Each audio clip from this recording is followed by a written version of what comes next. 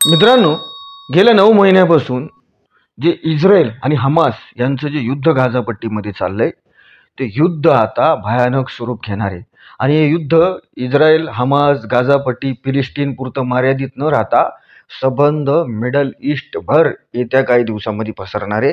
याच्यामागं सगळ्यात महत्त्वाचं कारण म्हणजे असं, की ह्या इस्रायलच्या शेपटावरती पाय दिलाय.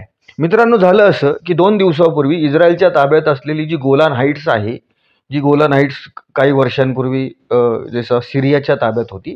त्यानंतर 1967च्या अरब आणि इस्रायल युद्धामध्ये इस्रायलनी ही या गोलान हाईट्सवरती ताबा मिळवला. त्या गोलान हाईट्सवरती लेबनॉनमध्ये असलेली दहशतवादी संघटना हिजबुल्ला, या हिजबुल्लाने एक रॉकेट हल्ला केला आणि हा रॉकेट हल्ला झाला एका फुटबॉलच्या मैदानामध्ये आणि या हल्ल्यामध्ये तब्बल 12 मुलांचा मृत्यू झालाय. आणि हा मृत्यू झाल्याच्या नंतर, हा रॉकेट हल्ला हिजबुल्लाने केल्याच्या नंतर, जे बेंजामिन नेतन्याहू, जे इस्रायलचे प्रधानमंत्री अमेरिकेच्या दौऱ्यावरती होते, ते बेंजामिन नेतन्याहू आपला अमेरिकाचा दौरा अर्धवट सोडून पुन्हा एकदा इस्रायलमध्ये आलेत. आणि इस्रायल आता हिजबुल्लाच्या मागं लागले आणि मोठ्या प्रमाणामध्ये याचं रिटायलेशन होणार आहे. कारण मित्रांनो, इस्रायलला सुद्धा हेच पाहिजे होतं. जर हिजबुल्ला अशा प्रकारे जर पुन्हा एकदा इस्रायलने त्यांना मागच चेतावणी दिली होती, ज्यावेळेस तुम्हाला आठवत असेल की सिरियाची राजधानी दमाश्कसमध्ये इराणच्या एम्बेसीवरती इस्रायलने अटॅक केला होता. तो अटॅक एम्बेसीवरती केला नव्हता, कारण हिजबुल्लाचा टॉप कमांडर त्या एम्बेसीमध्ये होता. त्याच्यामुळे इस्रायलने ह्या एम्बेसीवरती हल्ला केला होता. आणि या हल्ल्याचं रिटालिएशन जे आहे ते हिजबुल्लाने घेतले आणि याचे परिणाम मिडल ईस्टमध्ये अत्यंत भयंकर होणार आहेत. कारण इस्रायलला सुद्धा हेच पाहिजे. कारण इस्रायलनी जो हिजबुल्ला नावाचा त्यांच्या डोक्यावरती जो एक दहशतवादी संघटना बसलेली आहे, 2006 साली सुद्धा इस्रायल आणि हिजबुल्लामध्ये फाईट झाली होती. आणि आता ह्या इस्रायलला हे हिजबुल्ला कायमचं संपवायचं आहे. आणि इस्रायलला त्याचं कारण पाहिजे होतं. त्या जसं आता ते हमास गाझापट्टीमध्ये जसं हमासच्या मागं लागले, तसंच त्यांना हिजबुल्ला बरोबर पण करायचं होतं, पण त्याला कारण सापडत नव्हतं. छोटे छोटे त्यांचे टॅक्टिकल वॉर व्हायचे. कधी एक मिसाईल पडली नॉर्थच्या काही शहरांवरती, किंवा काही इस्रायलच्या आर्मीवरती, किंवा इस्रायलनी हिजबुल्लावरती रिटालिएशन केलं, अटॅक केला. तर ती किरकोळ क्रॉस बॉर्डर फायरिंग जी होती ती लेबनॉन आणि इस्रायलच्या बॉर्डरवरती व्हायची. आता तर इस्रायलला एक मोठा पॉईंट भेटला, कारण इस्रायलचे असणारे जे नागरिक आहेत त्या 12 नागरिकांचा बळी गेलाय या हिजबुल्लाच्या हल्ल्यामध्ये. आणि हिजबुल्लाला सुद्धा माहिती की आता इस्रायल जे रिटालिएशन करणार ते जोरदार करणार. लेबनॉनच्या हवेमध्ये इस्रायलचे फायटर प्लेन उडणार. इस्रायलच्या ज्या मिसाईली आहेत त्या मिसाईलचं जो आधी त्यांचे जे आधी समजा 20 मिसाईल फायर होतील, आता ते 20च्या 200 किंवा 2000 मिसाईल सुद्धा येत्या काही दिवसामध्ये होऊ शकतात. त्याच्याचमुळं हिजबुल्लानी बॅकफूटवर हिजबुल्ला गेले आणि हिजबुल्लानी स्टेटमेंट दिलंय एका अमेरिकन मीडिया आउटलेटला की हा जो हल्ला झाला, ह्या हल्ल्यामागे आम्ही नाही, गोलान हाईट्सवरती जो हल्ला झाला होता. पण सगळ्यांना माहिती आहे की जो गोलान हाईट्सवरती जो हल्ला झालाय तो हल्ला लेबनॉनमध्ये असणाऱ्या हिजबुल्ला नावाची जी दहशतवादी संघटना आहे, या हिजबुल्ला नावाच्या दहशतवादी संघटनेने केलाय. आता काही लोकांना वाटेल की इस्रायल हे लेबनॉन बरोबर युद्ध करते की काय, तर लेबनॉनचा याच्याशी काही संबंध नाही आहे मित्रांनो.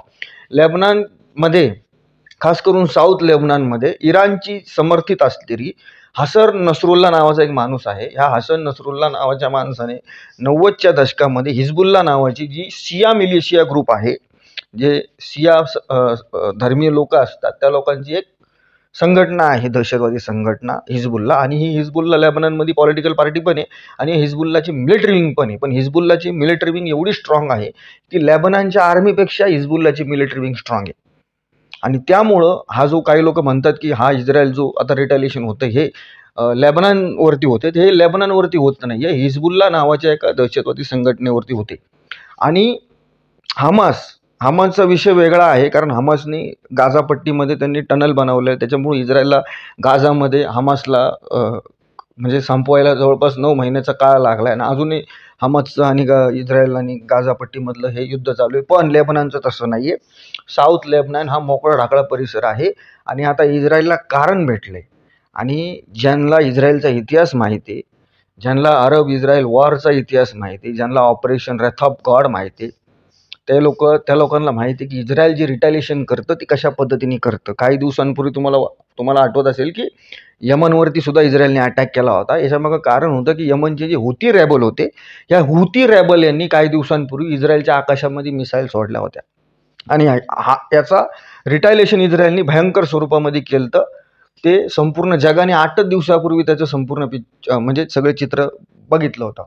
आणि आता तर हिजबुल्लानी इस्रायलचे नागरिकांना मारलेले आणि त्याच्यामुळे हे जे युद्ध आहे, मी मगाशी म्हणल्याप्रमाणे, हे फक्त आता Israel, Hezbollah, Hamas, Gaza, Palestine इथपुरतं मर्यादित नाही राहणार. जर हिजबुल्लावरती जर इस्रायलने जर चढाई केली, हिजबुल्लावरती जर मजबूत रिटॅलिएशन केलं, ते इस्रायल करणार.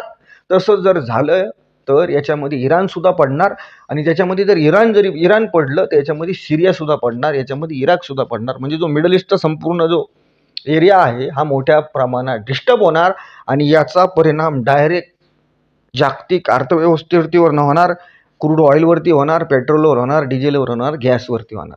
त्याच्यामुळं जिओ पॉलिटिक्समध्ये जरी 200 देशांपैकी कुठल्या एका जरी देशामध्ये एखादी घटना घडत असती, पण त्या घटनेचा परिणाम हा संबंध जगभरावरती होत असतो. खास करून मध्य पूर्वमध्ये, म्हणजे जे उत्तर आफ्रिका आणि जे मिडल ईस्टमधले देश आहे ज्यांच्याकडे तेलाचा मोठ्या प्रमाणात साठा आहे, त्या देशामध्ये जर काही घटना घडली किंवा युद्ध घडत असलं किंवा सिव्हिल वॉर होत असलं तर याचा परिणाम संबंध जगभरामध्ये होतं. म्हणजे तुम्हाला उदाहरण द्यायचं झालं तर समजा मध्य आफ्रिकेमध्ये समजा सॉईल रिजन ज्याला आपण म्हणतो, जिथं सोनं मोठ्या प्रमाणात त्या सॉईल रिजनमध्ये आहे असं म्हणतात, त्या जर सॉईल रिजनमध्ये जर अनस्टेबिलिटी असली किंवा गॅबियनमध्ये असली किंवा नायजेरिया, चाडा, सुदान, घाना या देशांमध्ये समजा युद्ध चालू असलं तर याचा परिणाम संबंध जगाचा जो गोल्डचं मार्केट आहे, जो सोन्याचा बाजार आहे, त्याच्यावरती होत असतं. त्याच्यामुळं आता हे जे इस्रायलचं जे हे वाढलंय वातावरण सगळं, याचा परिणाम थेट आपले जे पेट्रोल, डिझेल आणि गॅसच्या किमती आहेत याच्यावरती होणार. आणि मिडल ईस्ट जे ISIS जे काही दिवसांपूर्वी जे इराकमध्ये, सिरियामध्ये जे युद्ध चालू होतं, तेव्हा ज्यावेळेस जितकं मिडल ईस्ट डिस्टर्ब होतं, आता त्याच्याही पेक्षा दुप्पट या भागामध्ये मिडल ईस्ट जे आहे हे पुन्हा एकदा डिस्टर्ब राहणार आहे.